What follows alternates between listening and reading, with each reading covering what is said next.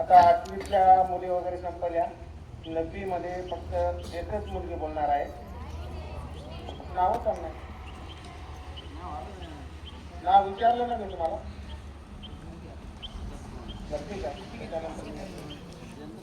हा आता एक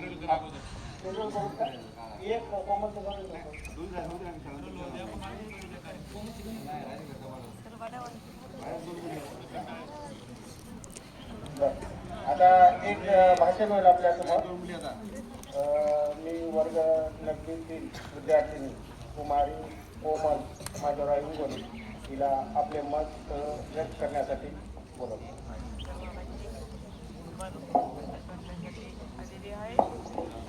जिजाऊचा इतिहास उलगडून पाहिल्यावर आपल्या मनात एक गोष्ट लक्षात येते की जिजाऊच्या गळ्यातील माळ म्हणजे महाराष्ट्र, जईचं कुंकवानं भरलेलं कपाळ म्हणजे महाराष्ट्र, त्यांचा तुकोबारा यांच्या भजनातील टाळ म्हणजे महाराष्ट्र, सावित्रीबाई फुले यांच्या शिक्षणाचा आभाळ म्हणजे महाराष्ट्र, छत्रपती शिवरायांचा सुवर्णकाळ म्हणजे महाराष्ट्र. अशा या महाराष्ट्राच्या मातीमध्ये आपला जन्म झाला हे आपले सौभाग्य आहे. जे का रंजली गांजली त्याचे म्हणू आपले, तोची साधू ओळखावा देव तेथेची जाणावा असा संदेश समाजाला देणारे संत तुकोबाराय. या महाराष्ट्राच्या मातीमध्ये दोन दोन छत्रपती बहाल करणाऱ्या राष्ट्रमाता राजमाता मासाहेब जिजाऊ. गुलामांना गुलामांची जाणीव करून द्या, तरच तो समाज बंड करून उठेल असा संदेश समाजाला देणारे भारतरत्न विश्वरत्न डॉक्टर बाबासाहेब आंबेडकर. स्त्रियांच्या जीवनातील अंधार नष्ट करून त्यांचं जीवन ज्ञानोदय करणाऱ्या सावित्रीबाई फुले. युवकांचे प्रेरणास्थान स्वामी विवेकानंद. प्रथमतः या महापुरुषांना व महामातांना मी अभिवादन करते आणि मी माझ्या भाषणाला सुरुवात करते. आज 12 जानेवारी म्हणजेच राजमाता राष्ट्रमाता मासाहेब जिजाऊ यांची जयंती.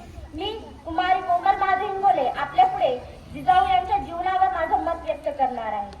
खरं तर स्वराज्य म्हटलं की स्वराज्याचे 3 कोण वेगवेगळ्या ठिकाणी उभे राहतात.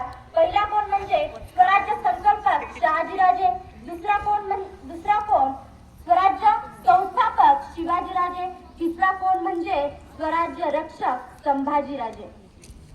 जेव्हा आपल्याला असा प्रश्न पडतो की या ठिकाणी जिजाऊचं नेमकं स्थान कुठलं, तर या तिन्ही कोणांना जोडणारी एक समान रेषा तयार होते आणि ती समान रेषा म्हणजेच राजमाता राष्ट्रमाता मासाहेब जिजाऊ आहे. स्वराज्य संकल्पक शहाजीराजे यांच्या बाबतीत आपण जर जिजाऊचा विचार केला तर त्या आदर्श पत्नी आणि एक त्यागाची समर्पणाची प्रतीक म्हणून उभ्या राहतात. जेव्हा स्वराज्य संस्थापक शिवाजीराजे यांच्या बाबतीत आपण त्यांचा विचार करतो ना, तेव्हा ते आदर्श प्रेरणास्रोत म्हणून उभ्या राहतात. जेव्हा स्वराज्य रक्षक संभाजी महाराज यांच्या बाबतीत आपण जिजाऊचा विचार करतो, तेव्हा त्या आदर्श वाट दाखवणाऱ्या आजी म्हणून उभ्या राहतात. खरं तर जिजाऊंनी या स्वराज्याला काय दिलं?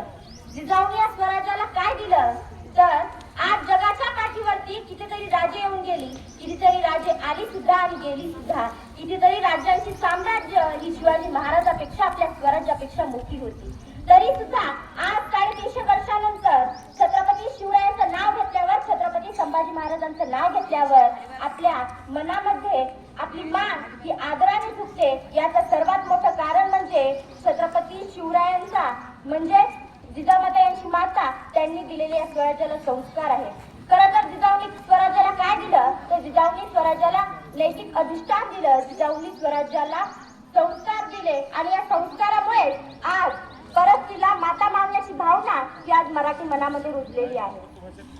जय जिजाऊ जय शिवराय असं म्हणत असताना जिजाऊ हे नाव आधी घ्यावं लागतं, कारण जिजाऊ पाठीशी उभ्या राहतील तर शिवाजी राजे पाठीशी उभे राहतील. जर जिजाऊ जन्माला येतील तर कुठेतरी शिवाजी राजे जन्माला येतील. म्हणून आज मी तुमच्या पुढे एक अफजल खान प्रसंगाचा किस्सा सांगू इच्छिते. जेव्हा अफजल खानासारखं विपाळ संकट स्वराज्यावरती चालून आलं, तेव्हा रायबा शिवरायांना म्हणाले की महाराज आपण कुठेतरी अज्ञातस्थळी निघून जावं. त्या क्षणी जिजामाता उद्गारल्या आणि म्हणाल्या की रायबा शिवबा केवळ आमचे पुत्र नव्हे, अवघ्या मराठी मुलकाचा स्वाभिमान आहे. एका मातेने एक पुत्र गमावला तरी चालेल, परंतु असे बेहारपणे पळून जाऊन अवघ्या मराठी मुलकाचा स्वाभिमान गमावता कामा नये. म्हणून म्हणावंच वाटतं म्हटलं की जिजाऊ तुम्ही नसत्या तर नसते घडले शिवरायांनी शंभू छावा. जिजाऊ तुम्ही नसत्या तर नसता मिळाला स्वराज्याचा ठेवा. जिजाऊ तुम्ही नसत्या तर नसते दिसले हे विजयाचे सोहळे. जिजाऊ तुम्ही नसत्या तर नसते दिसले हे विजयाचे सोहळे. आज जिजामातेने प्रतिकूल परिस्थितीत सुद्धा रयतेचा स्वराज्य निर्माण करणारा राजा शिवछत्रपती घडवण्याचं काम केलेलं आहे आपल्याला दिसून येतं. तेव्हा जिजामातांचं व्यक्तित्व म्हणजे धैर्य, शौर्य आणि प्रचंड आत्मविश्वासाने भरलेलं. त्यांनी शहाजीराजांना वेळोवेळी साथ दिली. विचार करा, जिजामाता या शिवरायांच्या आई आहेत. त्या शिवरायांना जर त्या माता लाभल्या नसत्या तर आज महाराष्ट्राच्या मातीला शिवरायांसारखं व्यक्तिमत्व लाभलं नसतं. म्हणून मला असं वाटतं की मुजरा माझा माता जिजाऊला जिने घडविले त्या शूर शिवबाला साक्षात होती ती आई भवानी. जन्म घेतला तिच्या पोटी शिवानी. तिच्या मायेच्या छायेत नव्हता जाती धर्म तर सर्व धर्माचा भाव देत तिचे कर्म. तिच्या राज्यात होती सुखी सारी प्रजा. धन्य धन्य जिजाऊ, धन्य धन्य शिवाजी राजा. धन्य धन्य जिजाऊ, धन्य धन्य शिवाजी राजा. खरं तर ज्या वयात बावल्यांचा खेळ मांडून संसाराची तालीम मुलं करण्यात दंग असतात त्या वयात तलवारीची मूठ घट्ट पकडणाऱ्या राष्ट्रमाता राजमाता मास्टर जिजाऊ. थोडक्यात सांगायचे झाले तर राजमाता राष्ट्रमाता मास्टर जिजाऊ या सामान्य स्त्री नव्हत्या. आम्हा जिने प्रत्येक मावळ्यातला स्वाभिमान घडवला, जिने प्रत्येक मावळा हा शिवाजी घडवला. ती माता साधारण तरी कशी? प्रत्येक माता ही कलावंत असते. ती प्रत्येक मुलाला घडवत असते.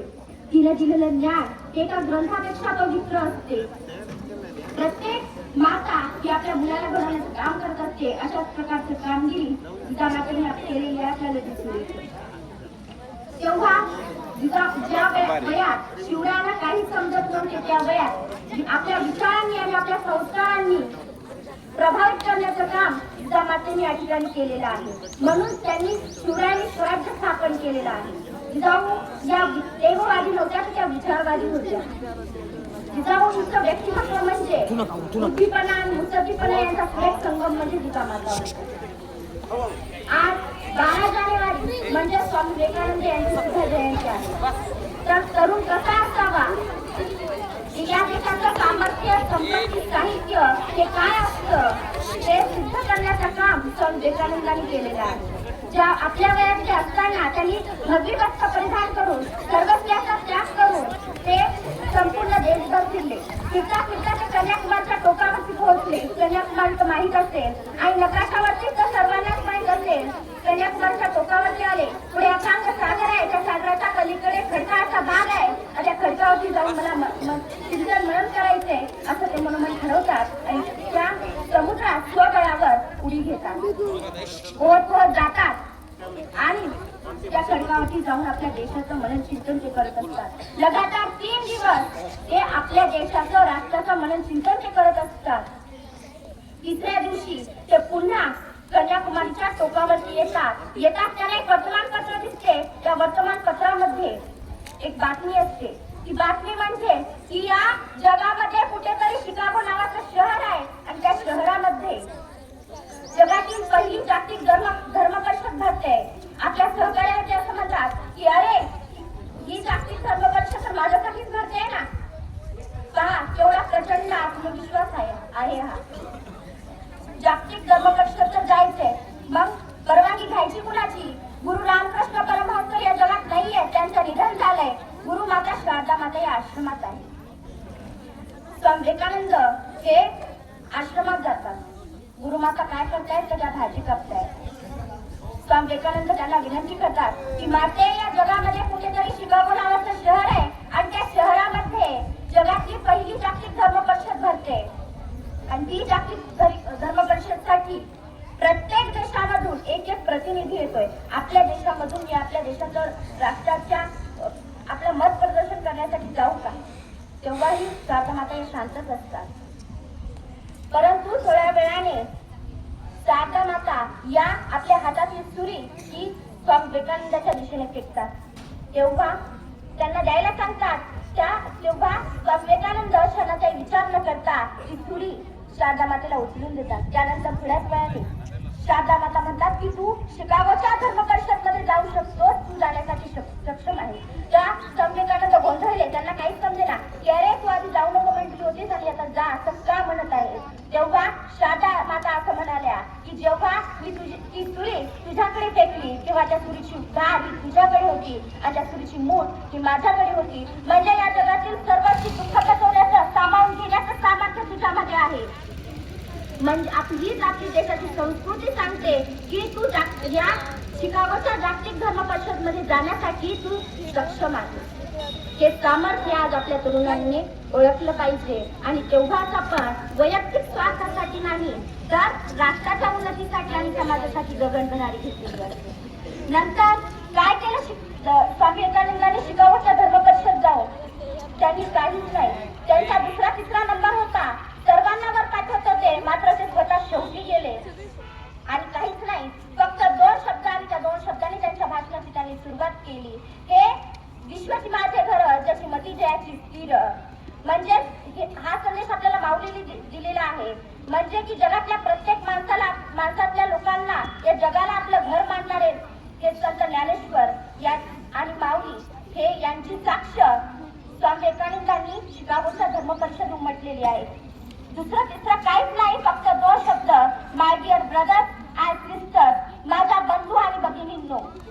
म्हणजे या जगातल्या प्रत्येक व्यक्तीला आपली बहीण आणि आपला भाऊ मानणारे स्वामी विवेकानंद ही आपल्या देशाची संस्कृती आहे. त्यावेळेस ते शिकागोच्या विद्वजनांचं सभागृह उठून स्वामी विवेकानंदाच्या तेजस्वीपणासाठी उठून टाळ्या वाजवत राहिलं.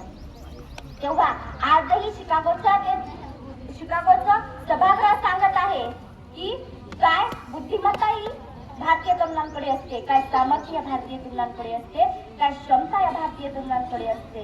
मी त्यागाबद्दल आणि भोगाबद्दल सांगत होते. आपली संस्कृती ही त्यागाची आहे. मग धन्यवाद. जय हिंद, जय महाराष्ट्र.